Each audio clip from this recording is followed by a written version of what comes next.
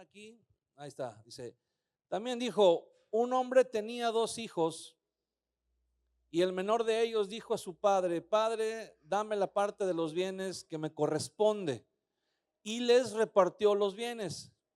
No muchos días después, juntándolo todo, el hijo menor se fue lejos a una provincia apartada y allí desperdició sus bienes viviendo perdidamente. Y cuando todo lo hubo malgastado, vino una gran hambre en aquella provincia y comenzó a faltarle. Y fue y se arrimó a uno de los ciudadanos de aquella tierra, el cual le envió a su hacienda para que apacentase cerdos. Y deseaba llenar su vientre de las algarrobas que comían los cerdos, pero nadie le daba.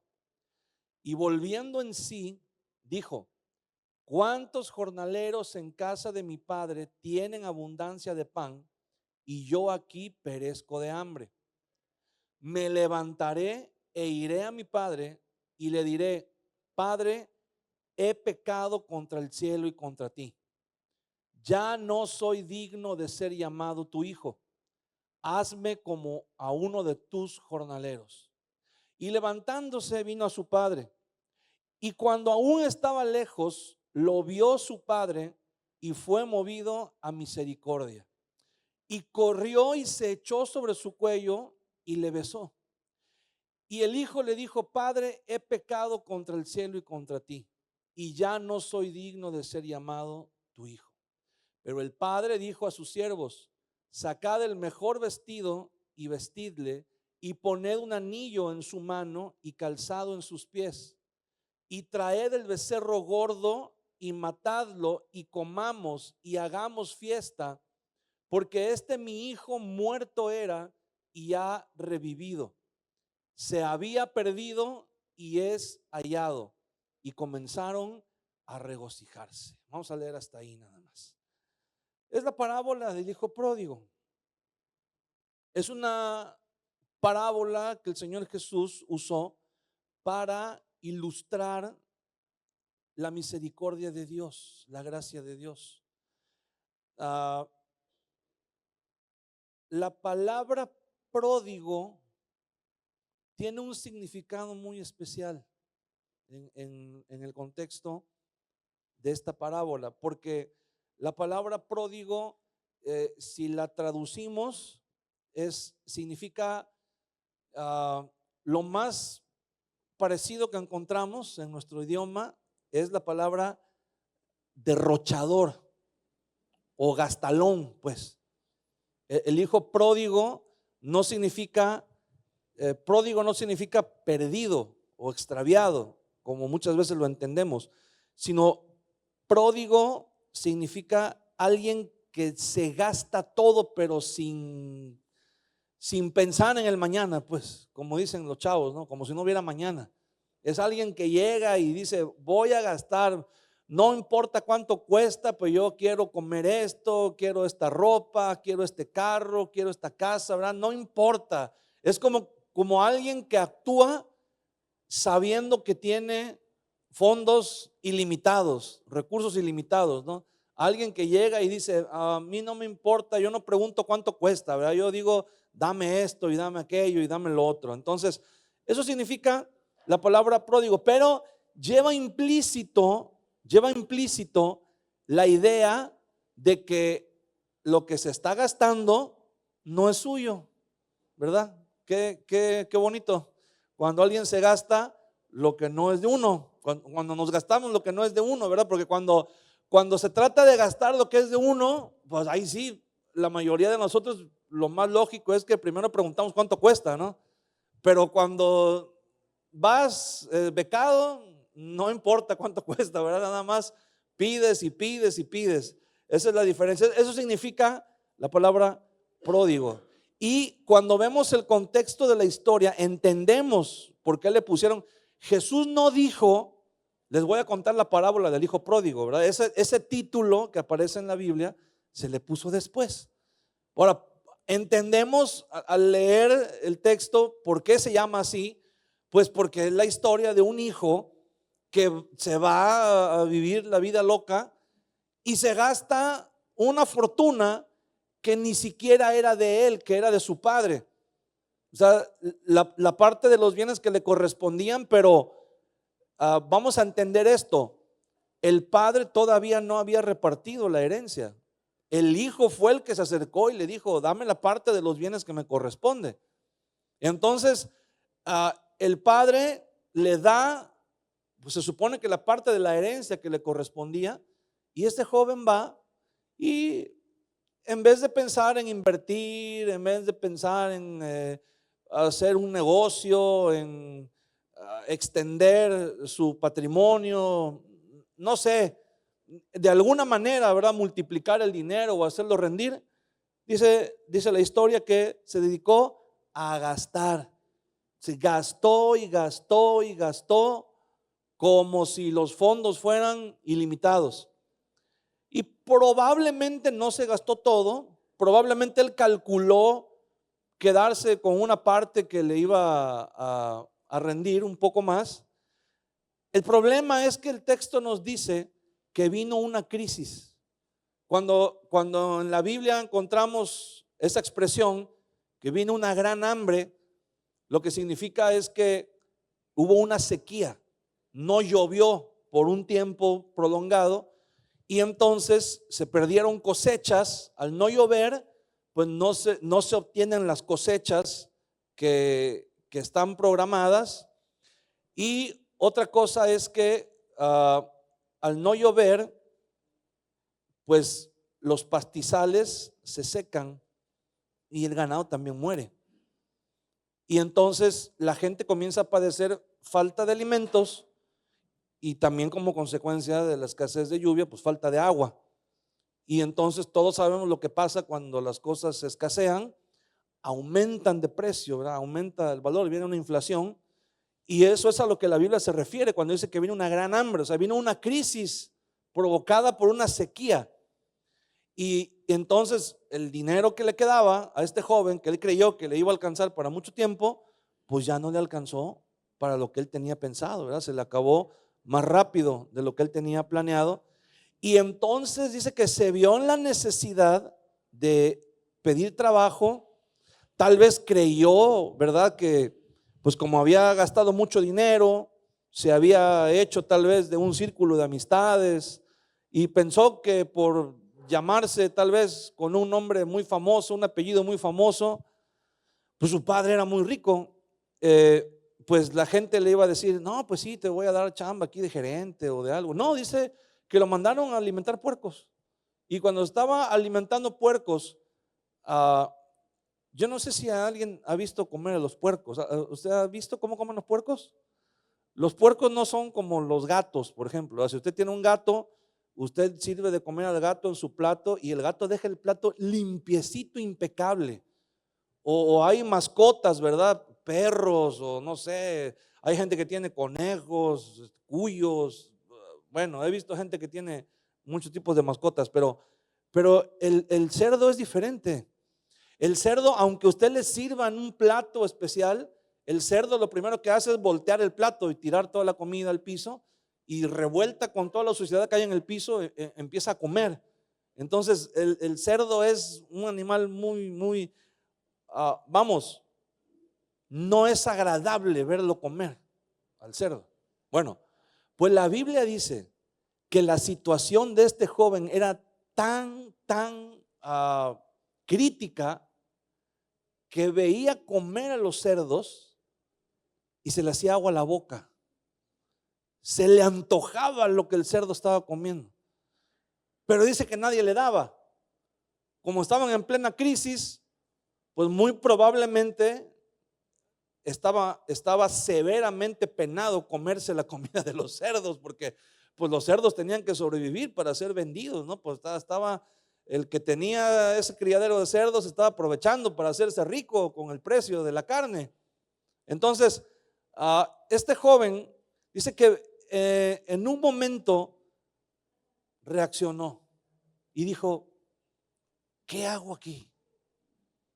Dice que pensó, ¿cuántos jornaleros en casa de mi padre? un jornalero en casa de mi padre vive mucho mejor que yo. Si yo aquí me estoy muriendo de hambre, y un jornalero en casa de mi padre, comparado conmigo, tiene abundancia de pan. Y entonces dice la Biblia que este joven tomó una decisión que no debe haber sido nada fácil. Dice que dijo: voy a volver a mi padre y le voy a decir, yo sé, parafraseando un poco, este joven dice: le voy a decir a mi padre, yo sé que ya mi lugar de hijo ya lo perdí. Yo sé que mi lugar de hijo ya no tengo derecho, ya no tengo acceso. Dice: pero recíbeme al menos como un jornalero. Si me recibes como un jornalero, voy a estar mucho mejor de cómo estoy ahora. Nada más para que se dé una idea de cómo era la condición de ese joven. Ahora, el problema era que este joven se había ido, había huido de la casa del padre, se había llevado la herencia que el padre le había dado y se la había gastado. Dice que el texto dice, dice que se fue lejos a una provincia apartada y desperdició sus bienes. Pero no dice que los desperdició porque invirtió en la bolsa y la bolsa se vino abajo. No dice que desperdició sus bienes porque invirtió en un negocio y no le salió bien, o porque le robaron o algo. No, dice que desperdició los bienes viviendo perdidamente. Cuando este muchacho llega a su casa, pues todos sabemos lo que pasó con el hermano mayor. Dice que el hermano mayor se enojó.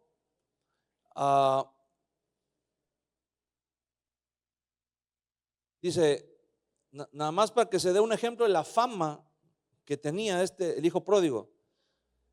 Dice que el hijo mayor se enojó y no quería entrar, y el padre trató de convencerlo de que entrara. Y dice, versículo 29, mas él respondiendo, o sea, el hijo mayor, el que se había quedado en la casa, le respondió al padre y le dijo: he aquí tantos años te sirvo, no habiéndote desobedecido jamás, y nunca me has dado ni un cabrito para gozarme con mis amigos.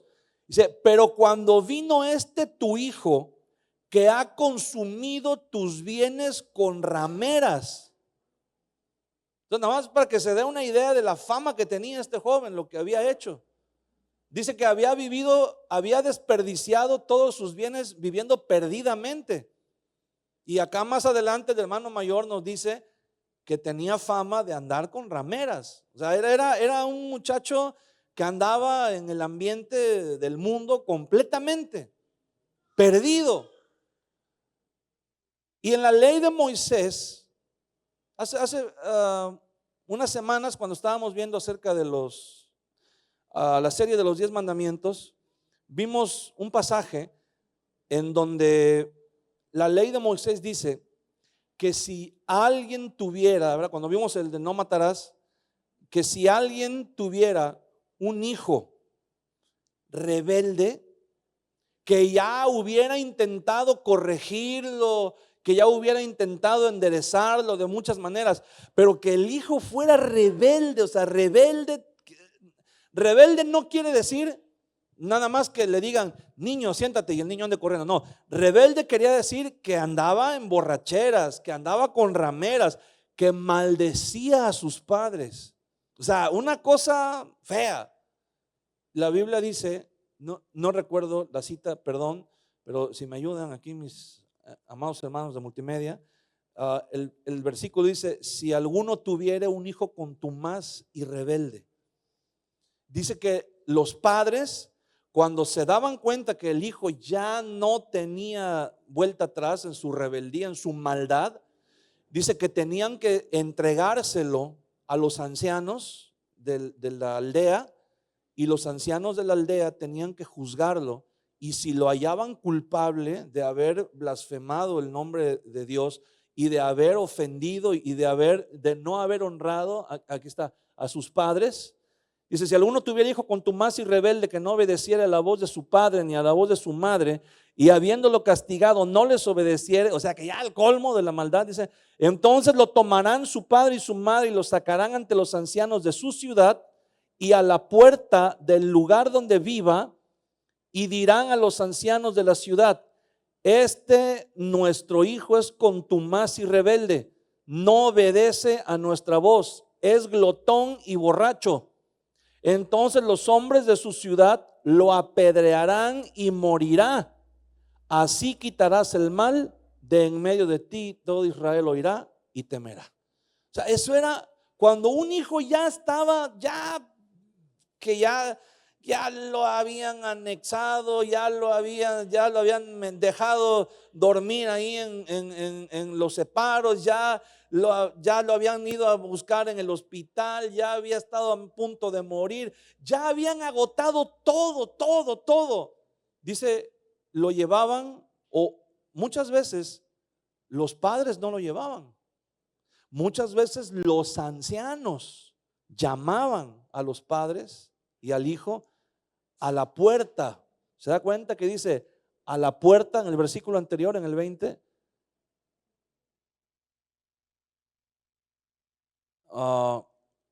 No, en el anterior, en el 19.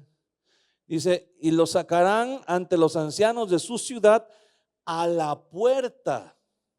Ahí se hacía un juicio en la puerta de la ciudad. Los ancianos llamaban a las familias y les decían, a ver, ¿qué tal se ha portado tu hijo? Y cuando el padre decía, ay, mi hijo es un angelito, ¿verdad? No, es un niño tan bien portado, tan amable, tan educado. Y los ancianos decían, a ver, aquí tenemos otros datos. Aquí tenemos que su hijo ha andado de borracho, de maldiciente, ha andado perdidamente, ha andado así, haciendo y deshaciendo. ¿Y qué pasaba? ¿Qué pasaba con los papás cuando llegaba el día de la entrega de boletas y llamaban la maestra o el maestro a los papás y decía, aquí está la boleta de su hijo? Y veías, y era la boleta del anticristo, 666, puro 6.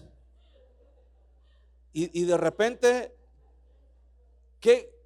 o sea, el hijo decía, estoy en un problema. Pero el papá, ¿qué sentía el papá? Vergüenza. Porque los ancianos llamaban a la familia a la puerta. Y ahí en la puerta decían, aquí está su hijo, aquí están las calificaciones de su hijo, cómo se ha portado mal. Y en el caso de que fuera un caso muy extremo de rebeldía, pues dice la Biblia que lo sentenciaban a morir apedreado al muchacho.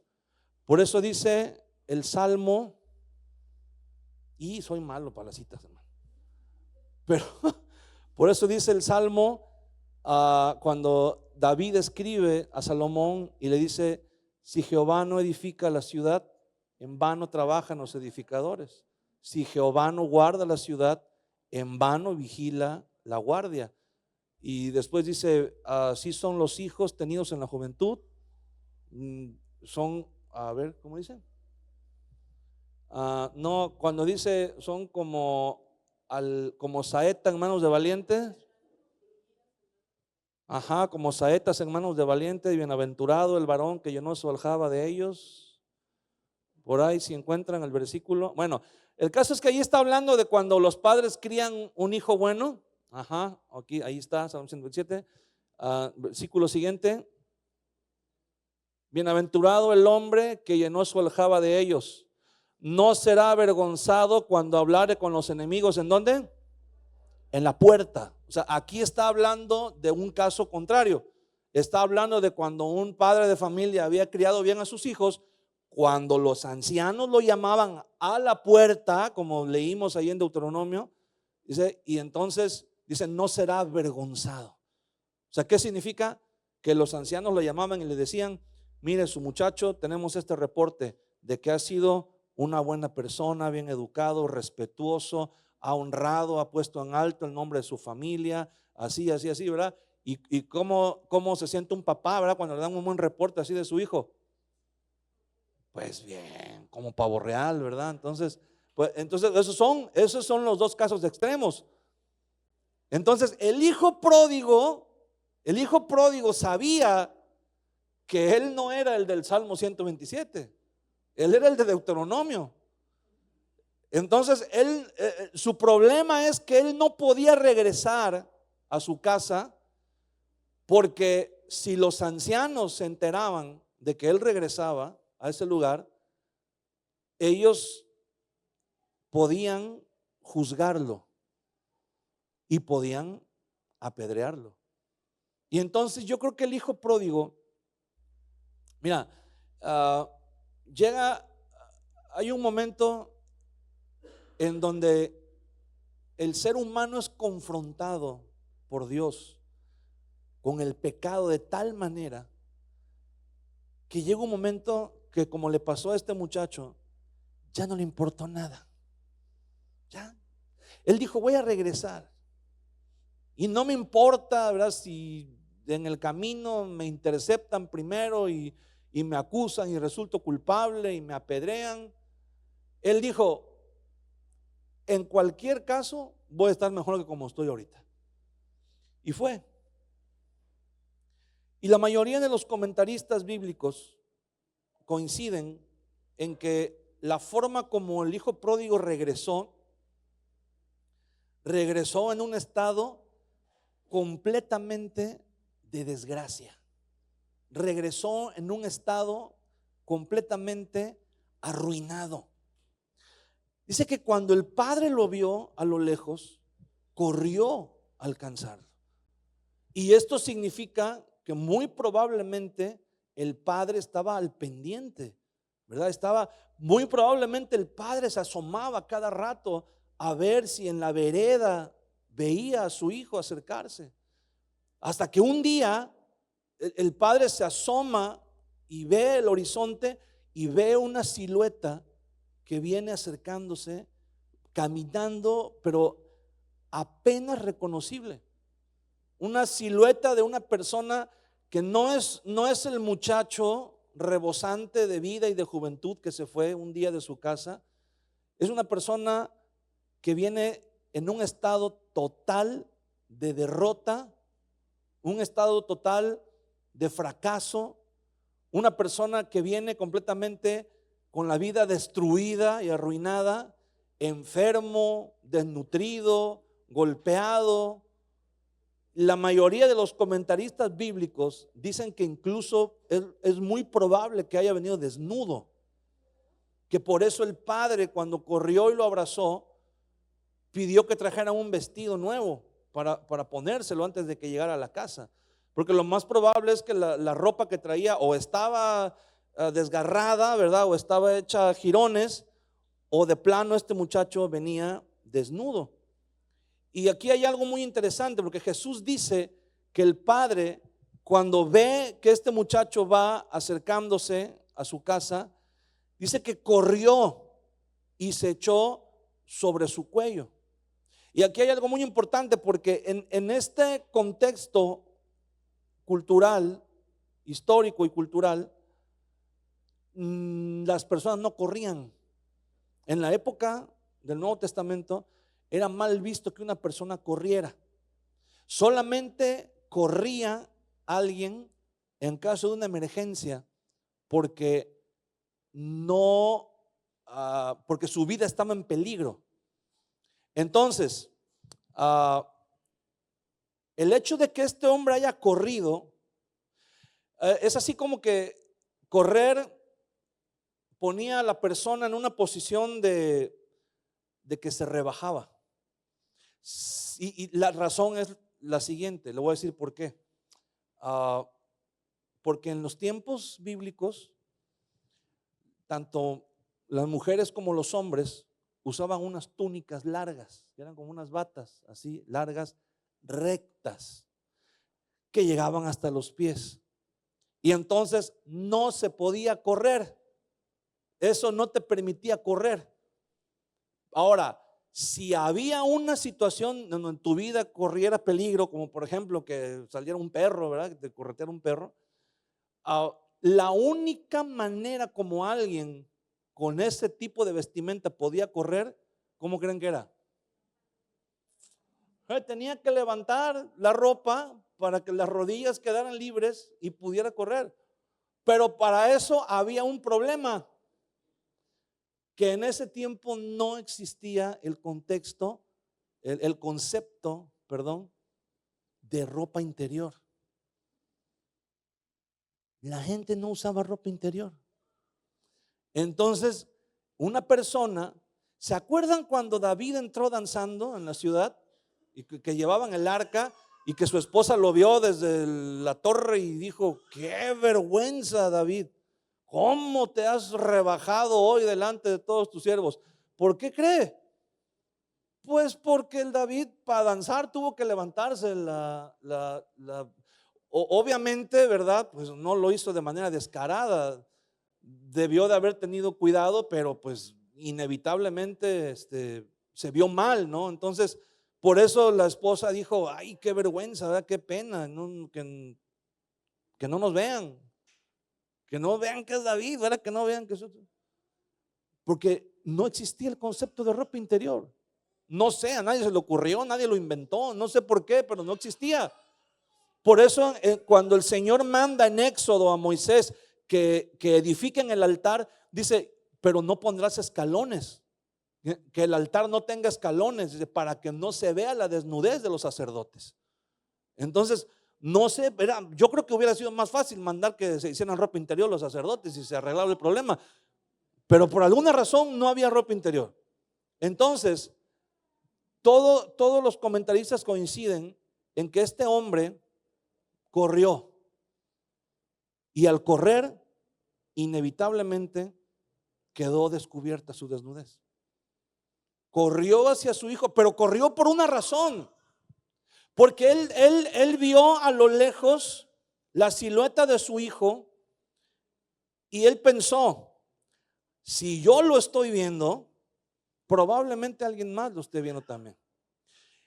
Y si los ancianos lo ven que viene a lo lejos, y si ellos llegan antes que yo, lo pueden condenar, lo pueden condenar a morir.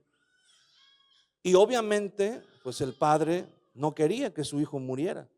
Corrió hacia donde su hijo estaba y es muy probable que cuando corrió, pues se le vio todo lo de atrás, pero él corrió y dice que abrazó a su hijo, se echó sobre su cuello. Y si alguien más venía para encontrar a ese joven, es muy probable que el padre cubrió a su hijo desnudo con su propio cuerpo. O sea, en otras palabras, prefirió que lo vieran desnudo a él antes que vieran desnudo a su hijo. Y ver un espectáculo así era algo muy vergonzoso. En la Biblia, mire, en 2 de Samuel,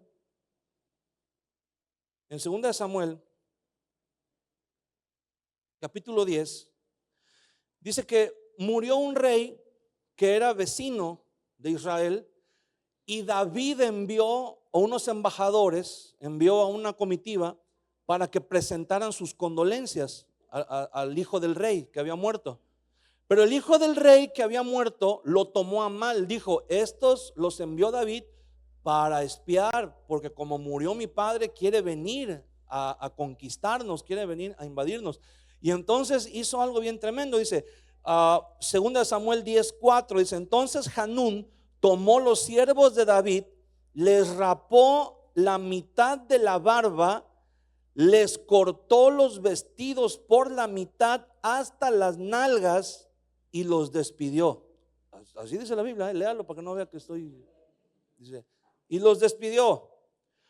Cuando se le hizo saber esto a David, envió a encontrarles, porque ellos estaban en extremo, ¿qué dice?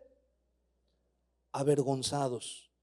Y el rey mandó que les dijeran: quedaos en Jericó hasta que os vuelva a nacer la barba y entonces volved.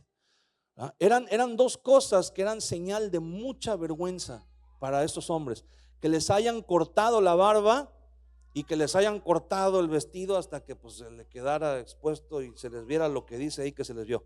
Entonces, ¿por qué? Aquí encontramos algo muy interesante, que es la vergüenza. Dice la Biblia que estos hombres que fueron exhibidos de esta manera, dice que estaban en extremo avergonzados. Y vimos que es lo contrario del hijo pródigo en el Salmo 127. Dice que el hombre que cría buenos hijos no será avergonzado cuando hable con los jueces en la puerta. Entonces, hay un punto aquí que es muy importante, que en el hijo pródigo, lo que él creía que era una vida placentera, lo que él creía que era una vida en donde él podía darse el lujo de vivir excesos, donde él podía disfrutar aparentemente del pecado sin pagar las consecuencias, de pronto se convirtió para él literalmente en un infierno. De pronto la situación cambió y lo que él creyó que era una buena vida, de repente se encontró con que era una condición crítica, una condición deplorable, una condición completamente denigrante para él, porque la comparación que Jesús hace en esta parábola de poner a un ser humano, que ya vimos que en los mandamientos que el Señor nos da, la dignidad del ser humano se eleva de tal manera que no hay otra cosa con la que comparar el precio o el valor de una vida humana más que con otra vida. Y ponerlo a un ser humano junto a los cerdos, que era para los judíos era considerado el animal más sucio y más impuro que había, pues aquí nos está hablando de que este joven había perdido toda la dignidad. Su dignidad había quedado por los suelos. Su autoestima estaba completamente destruida a causa del pecado. ¿Has visto, has conocido a alguna persona que a causa del pecado ha perdido la dignidad? Ha perdido la autoestima, ha perdido el valor. Obviamente la persona no se da cuenta. Obviamente la persona cree que el estado en el que está es muy normal. Sin embargo, no se da cuenta que las personas a su alrededor llegan a mirarnos incluso con lástima, sintiendo lástima por nosotros. ¿Por qué? Porque el pecado viene y destruye nuestra vida. Nos volvemos simplemente títeres y juguetes del pecado.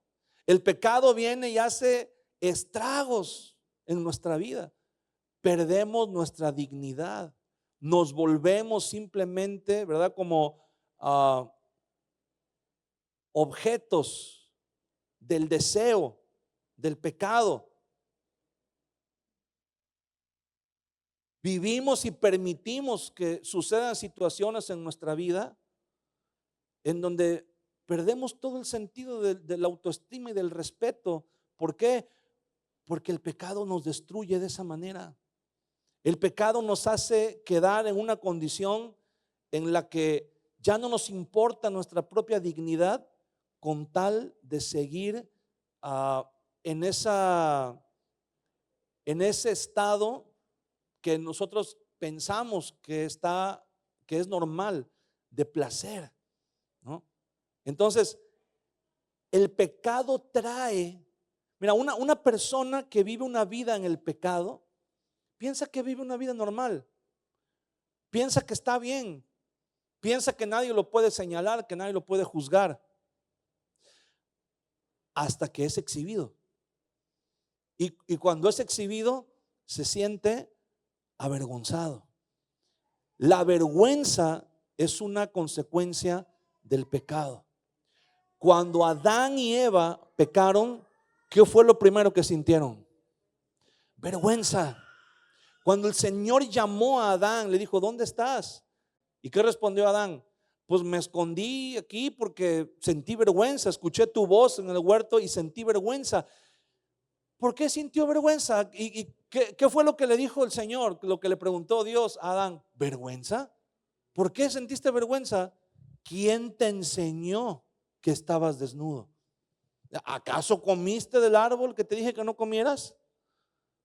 El pecado, hermano, la desobediencia al Señor, al momento nos va a traer placer, pero después de que el placer pasa, nos va a dejar una sensación de vergüenza, porque cada vez que pecamos nos vamos denigrando más como seres humanos. Nuestra dignidad se va rebajando cada vez más, cada vez más. Al momento que sentimos que si algo nos pasa, si algo malo nos pasa, incluso llegamos a tener un sentimiento como si nos lo mereciéramos. Si alguien nos humilla, si alguien nos desprecia, si tenemos que mendigar incluso amor, sentimos que esa condición en la que nos encontramos nos la merecemos porque no valemos nada, no tenemos valor. El pecado se encarga de destruir ese valor, esa dignidad, ese amor propio. Este muchacho se dio cuenta, ¿verdad?, de que estaba en medio de un lugar con cerdos, sucio, con su ropa desgarrada, con hambre, probablemente enfermo. Y dijo, ¿qué hago aquí? Debería de ir a casa de mi padre, ahí hay un lugar mejor donde puedo estar. Y cuando yo llegue, pero fíjese cómo este muchacho dijo, voy a decirle a mi padre, ya no soy digno de ser llamado tu hijo.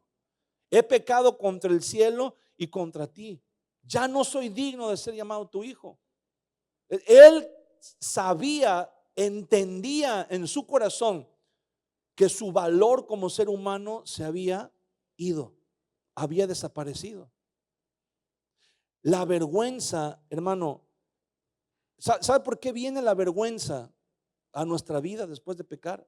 Porque Dios nos ha creado, así como Dios creó a Adán y Eva, los creó en un estado de gracia. Ellos eran creación de Dios, así como nosotros somos creación de Dios, pero al mismo tiempo Dios los creó con la necesidad. Adán y Eva por sí mismos no estaban completos.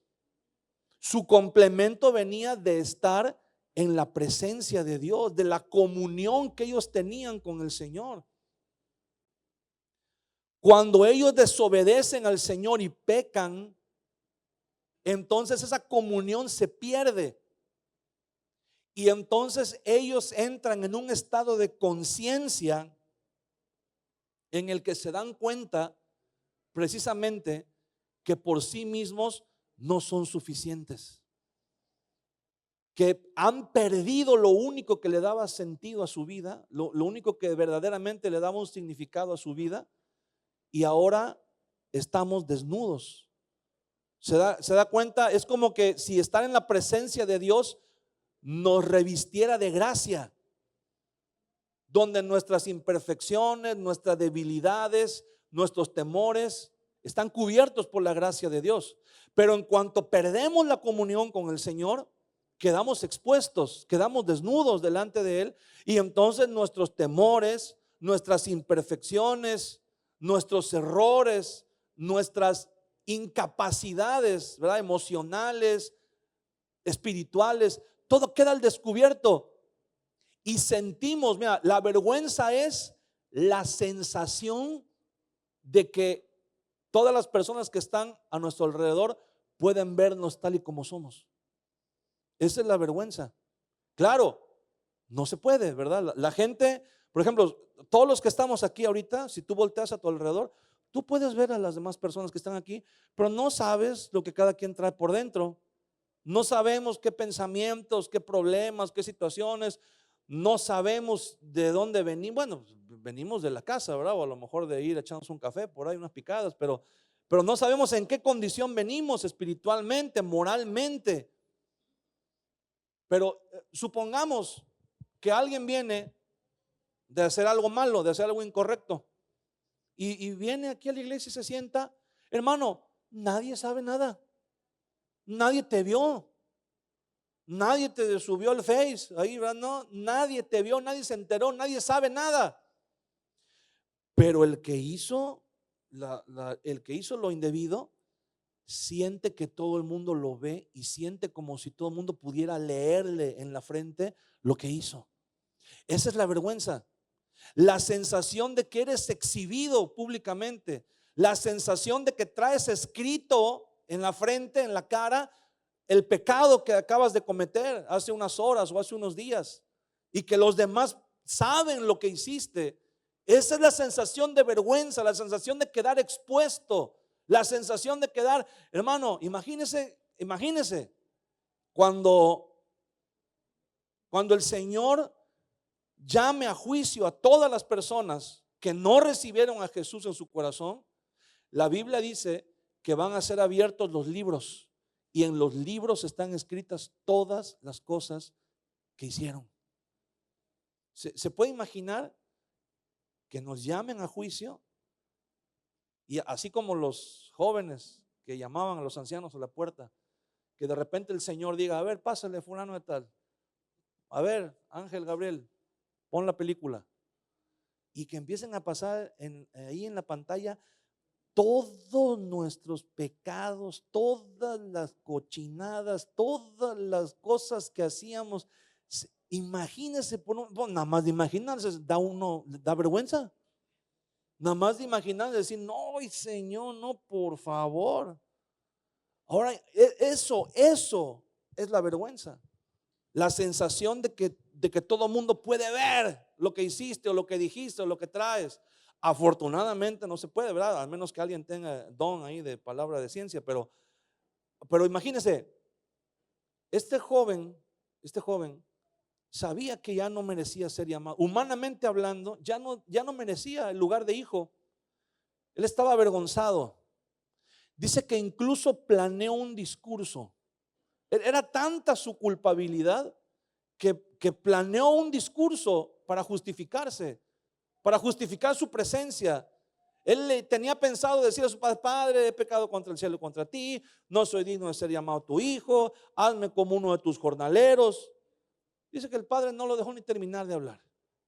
Se echó sobre su cuello, lo abrazó, lo besó, y el padre hizo algo que solamente el Señor puede hacer.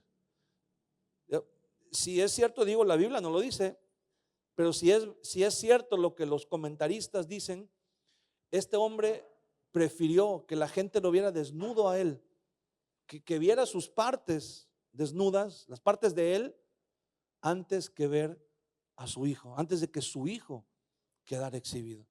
Y quiero decirte algo, hermano. Jesús fue crucificado completamente desnudo. El taparrabo que le ponen es una expresión artística, pero los crucificados eran exhibidos completamente desnudos. Era parte del castigo exhibirlos así, de esa manera, avergonzarlos así, de esa manera, denigrarlos, hacer que su dignidad humana fuera pisoteada hasta lo más bajo.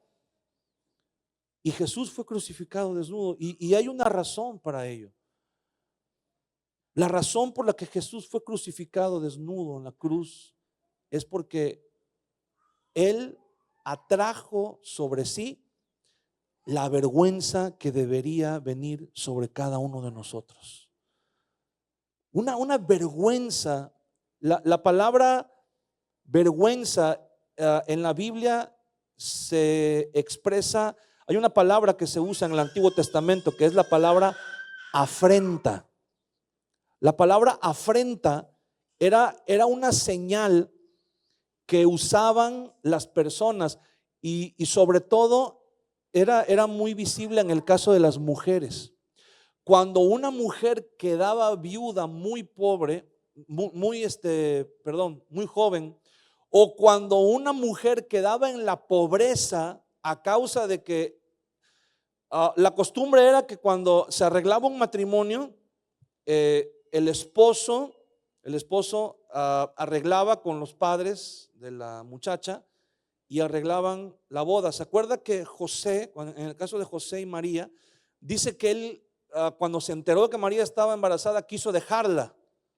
La razón por la que quiso dejarla es porque si él acusaba a María de que estaba embarazada y el padre no era él, entonces ella era acusada de adulterio y la consecuencia era que era apedreada también hasta morir. Pero si él se iba, la dejaba a ella en una condición que se llamaba afrenta, en donde ella de ahí en adelante la iban a ver como una víctima. Iban a decir: qué mala onda es José, nada más la engañó, se aprovechó de ella, la embarazó y después la abandonó.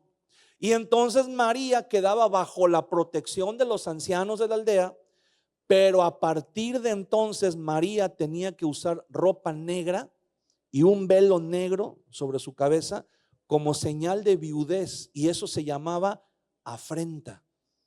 Era una vestimenta que toda la gente, cuando la veía en la calle, sabía que esa era una mujer o que su marido había muerto o que la había abandonado y la había dejado en la pobreza, en la miseria. Y eso era considerado una maldición, sobre todo si la mujer quedaba abandonada o quedaba viuda siendo muy joven. Entonces eso era una afrenta. Eso era una señal, eso era algo de que avergonzarse.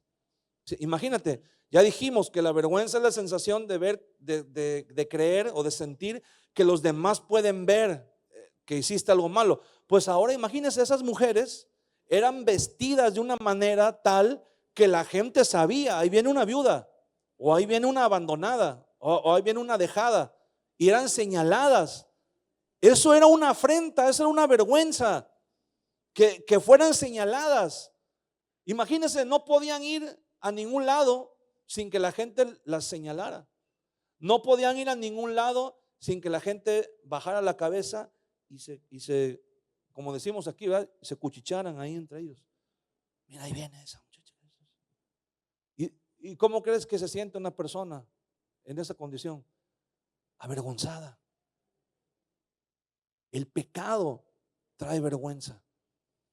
El pecado trae la sensación de que todas las personas que están a tu alrededor saben lo que hiciste. Y eso, ¿sabes por qué? Porque la vergüenza trae como consecuencia lo que le sucedió a Adán y a Eva. En lugar de buscar restaurar su relación con el Señor, ¿qué hicieron? Huyeron, se escondieron. El enemigo usa la vergüenza para alejarnos más de Dios, para que cuando fallamos, cuando pecamos, en vez de buscar restaurar nuestra relación con Dios, pensamos como el hijo pródigo: Dios ya no me va a recibir como su hijo, ya no me merezco ser hijo de Dios. Y entonces el enemigo usa eso para meternos en la cabeza la mentalidad de jornaleros, la mentalidad de decir: voy a estar en la iglesia y voy a servir y voy a hacer lo que me pidan para ver si chance y alcanzo a ganarme ahí un poco de misericordia de parte de Dios y que Dios me ayude en alguna necesidad. Ya no voy a ser su hijo, pero por lo menos voy a ser su servidor, su siervo, ¿verdad? Y voy a hacer todo lo que me manden a hacer ahí en la iglesia para ver si así alcanzo a ganarme un poco de la bendición de Dios. Y el Señor Jesús murió en la cruz y fue exhibido completamente desnudo para atraer sobre sí mismo la vergüenza que debería caer sobre cada uno de nosotros. Así como el padre del hijo pródigo prefirió que lo vieran desnudo a él antes que vieran a su hijo, así también, ¿por qué crees que el padre, cuando vio a su hijo, le dijo a la gente que estaba con él? Dice que les dijo: sacad el mejor vestido, versículo 22, y vestidle, y poned un anillo en su mano y calzado en sus pies. Esto es porque el joven venía desnudo. Y la gente pues lo veía desnudo y pensaba que era un vago, pero ya vestido y con el anillo de la familia puesto, lo identificaban como hijo. Pero lo más importante es que el padre dijo en el versículo 23, y traed el becerro gordo y matadlo, y comamos y hagamos fiesta. ¿Por qué el padre dijo que trajeran el becerro gordo y lo mataran para hacer fiesta? Fíjate, no, el padre no era que quería hacer una barbacoa para festejar que el hijo había regresado. Era que quería ofrecer un sacrificio, un becerro en sacrificio por los pecados del hijo, para que los pecados del hijo quedaran perdonados delante de Dios. Porque si los ancianos de la aldea venían para juzgarlo, pero si el becerro ya había sido sacrificado, si la sangre del becerro ya había sido derramada, ellos ya no podían hacer nada, porque los pecados del hijo ya habían sido redimidos, ya habían sido perdonados. Y dice que cuando el hijo llegó a su casa fue recibido, y cuando el hermano mayor llegó, el reclamo que le hace, le dice al padre, versículo 29 otra vez, he aquí tantos años te sirvo, no habiéndote desobedecido jamás, y nunca me has dado ni un cabrito. ¿Por qué no dijo nunca me has dado un becerro? Porque él sentía que no era pecador, porque el sacrificio de los becerros era por los pecados. Y él dice, a mí nunca me has dado un cabrito. El cabrito ese sí era para la barbacoa, ese sí era para la fiesta. Él sentía que él no había pecado, que él había hecho todo bien. Él creía que el único que se había equivocado era el hermano. Y el hermano llegó y lejos de ser juzgado por el padre, por eso dice que cuando el padre lo vio, lo primero que dice la Biblia es, versículo 20, fue movido a misericordia. Hermano, cuando Dios ve la condición en la que estábamos, Dios fue movido a misericordia. La Biblia dice que Él tiene misericordia del que tiene misericordia. Cuando el Señor nos vio en el estado en el que nos encontrábamos, Él tuvo misericordia de nosotros. A Él le dolió el corazón. Por eso dice la Biblia que de tal manera amó al mundo que envió a su Hijo. Él sabía que nosotros no íbamos a poder con la vergüenza volver a Él. Él sabía que la vergüenza nos iba a consumir y nos iba a llevar a escondernos detrás de los arbustos y no íbamos a tener la capacidad de venir y restaurar nuestra comunión con Él. Por eso Él prefirió que exhibieran a Jesús desnudo en la cruz del Calvario para que toda esa vergüenza de nosotros fuera sobre Él. Y en el momento en que la sangre del Cordero de Dios fuera derramada, nuestros pecados fueran quitados de nosotros y la vergüenza también fuera quitada de nosotros. Y esa es una promesa que el Señor hace. Libro del profeta Isaías, capítulo 54,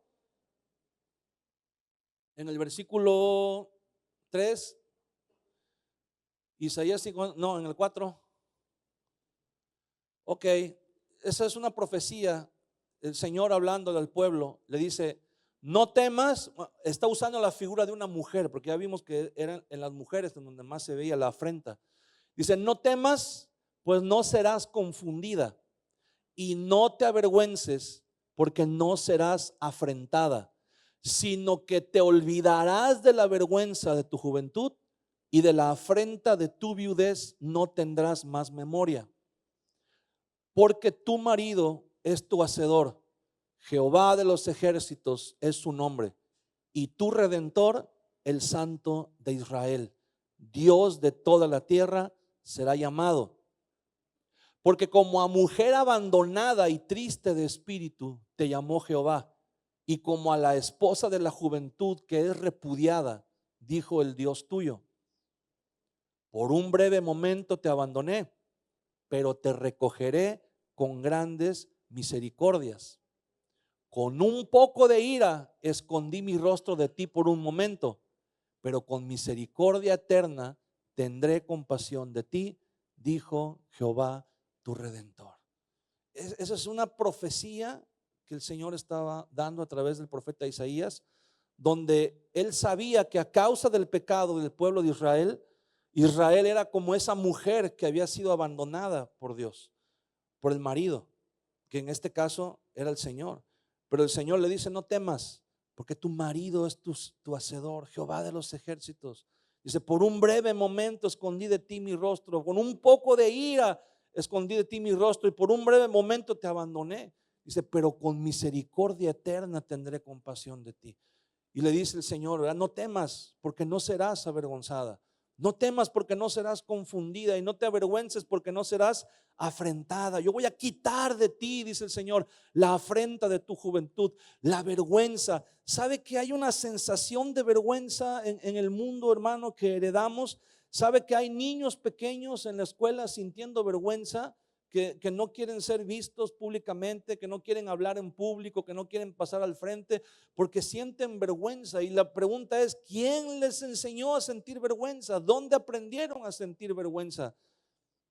Es algo que heredamos de nuestros padres, es algo que aprendemos constantemente. ¿Por qué? Porque crecemos en ambientes donde no hay temor de Dios, donde hay pecado y el pecado nos trae vergüenza. ¿Cuál es el antídoto para la vergüenza? Salir de atrás de los arbustos donde estamos escondidos y venir a la presencia de Dios, venir al Señor y decirle, Señor, no hay hojas que puedan cubrir mi desnudez, no hay hojas que puedan cubrir mi vergüenza, no hay nada que pueda ocultar lo que he hecho, pero tú puedes perdonarme, tú puedes restaurarme. En el Salmo 34,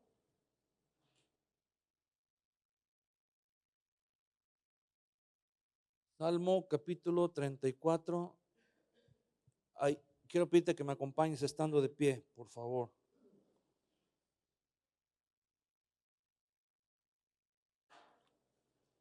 Salmos capítulo 34, versículo 4. Busqué a Jehová y él me oyó y me libró de todos mis temores. Los que miraron a él fueron alumbrados y todos y sus rostros no fueron avergonzados. Este pobre clamó y le oyó Jehová y lo libró de todas sus angustias.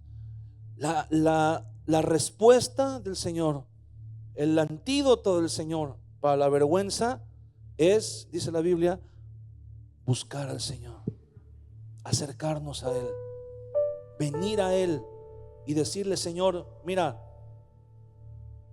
el enemigo me está avergonzando por lo que hice. El enemigo me está señalando por lo que hice. El enemigo me está haciendo sentir que no soy digno de ser llamado tu hijo. El enemigo quiere ponerme mentalidad de jornalero, mentalidad solamente de empleado. Pero tú quieres restaurarme a la posición de hijo. Cierra tus ojos un momento delante del Señor. Cierra tus ojos delante de Él. Y yo te voy a invitar en esta tarde a que hables con Dios ahí en tu lugar y le digas al Señor, Señor, he sentido vergüenza. He sentido vergüenza porque tantas veces he pensado que ya he superado las cosas de antes. Tantas veces he pensado que ya el pecado quedó atrás, que ya lo superé, que ya lo sepulté, que ya me deslindé. Y cuando menos lo pienso, vuelvo otra vez a caer. Y eso me trae vergüenza. Y eso me ha traído durante mucho tiempo a estar escondido detrás de arbustos, solamente escuchando tu voz a lo lejos, pero sin tener una comunión cercana contigo, sin tener una comunión genuina contigo, Señor. Y eso se llama muerte espiritual. Cuando la relación contigo se rompe a causa del pecado, Señor.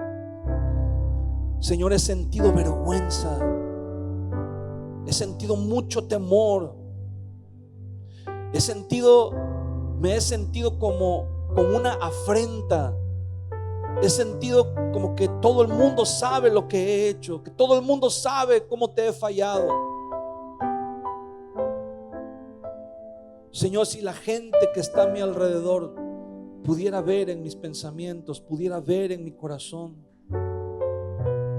me sentiría tan avergonzado que no podría verlos nunca más. Tendría que irme de aquí.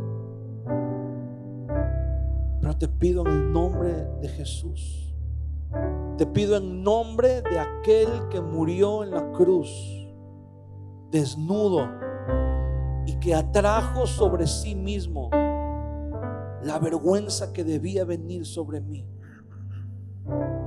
Te pido que me perdones. Perdona mis pecados, Señor. Perdóname porque me he alejado de ti. Perdóname porque me he enfriado espiritualmente. Perdóname, Señor, porque yo mismo he sido el causante de esta vergüenza que he sentido. Y esa vergüenza me ha alejado de ti. Esa vergüenza me ha separado de ti, Señor. Como hombre, como mujer, nos hemos sentido avergonzados, Señor. Hemos sentido que nuestro pasado, que nuestros antecedentes, si la gente supiera, nos daría mucha vergüenza.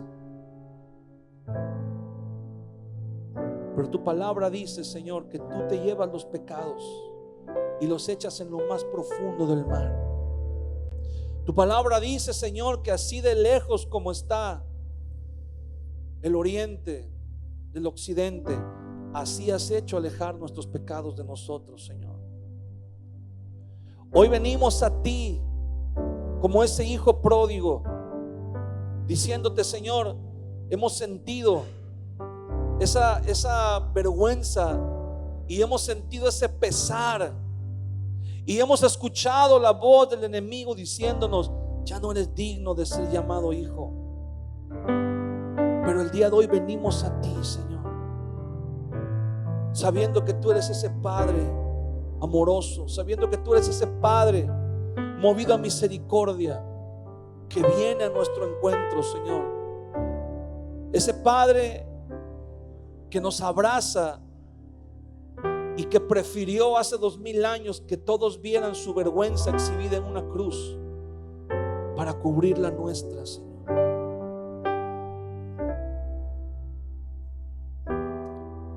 Hoy recibimos, Señor, tu perdón. Levanta tus manos un momento en la presencia del Señor. Levanta tus manos y dile con tus propias palabras al Señor, dile, yo recibo tu perdón. Yo recibo tu perdón. Dile, Señor, perdóname. He pecado contra ti. Y ese pecado me ha traído vergüenza, me ha traído sensación de abandono, de soledad. Me ha traído un pesar, un vacío en el corazón, Señor. Me ha hecho sentir sin ningún tipo de valor, sin ningún tipo de dignidad. Me ha hecho sentir que no he avanzado nada en este tiempo que he estado en la iglesia. Pero tu palabra dice, Señor, que tu gracia y tu misericordia cubren multitud de pecados. Tu palabra dice, Señor, los que miraron a Él fueron alumbrados y sus rostros no fueron avergonzados. Señor, quita la vergüenza de nuestros rostros. Quita la vergüenza de nuestros corazones. Alúmbranos, Señor. Queremos mirar hacia ti y ser alumbrados, Señor. Tu palabra dice, busqué a Jehová, busqué a Jehová, busqué a Jehová, y Él me oyó y me libró de todos mis temores. Hoy te buscamos con todo el corazón, Señor. Hoy te buscamos con un corazón contrito y humillado. Hoy te buscamos con un corazón quebrantado. Hoy te buscamos con un corazón que reconoce su necesidad de ti, Señor, que reconoce su condición de miseria lejos de ti, Señor. Y por eso venimos a tu presencia el día de hoy.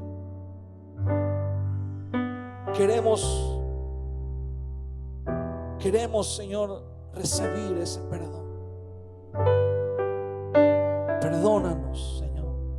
Hoy recibimos tu perdón. Hoy nos arrepentimos de todo corazón y recibimos ese perdón que restaura, ese perdón, Señor, que levanta, ese perdón que sana, ese perdón que quita toda sensación de vacío y soledad y toda vergüenza, Señor, en nuestras vidas. Ese amor que dignifica, que valora.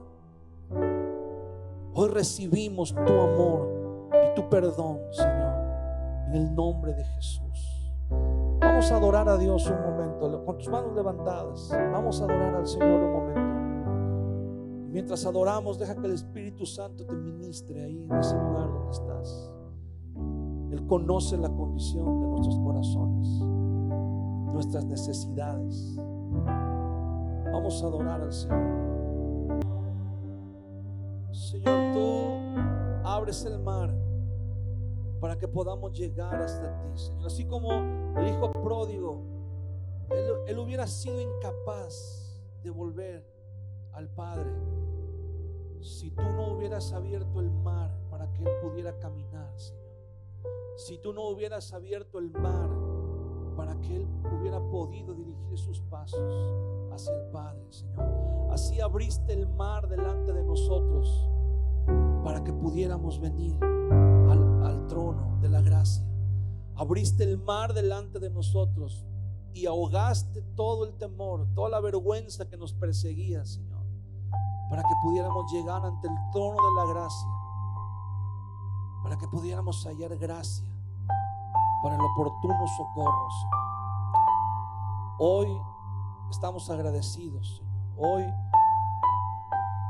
la gratitud de nuestro corazón hacia ti, Señor, va más allá de solamente palabras, de solamente canciones, de solamente lo que podamos hacer, Señor, en tu iglesia.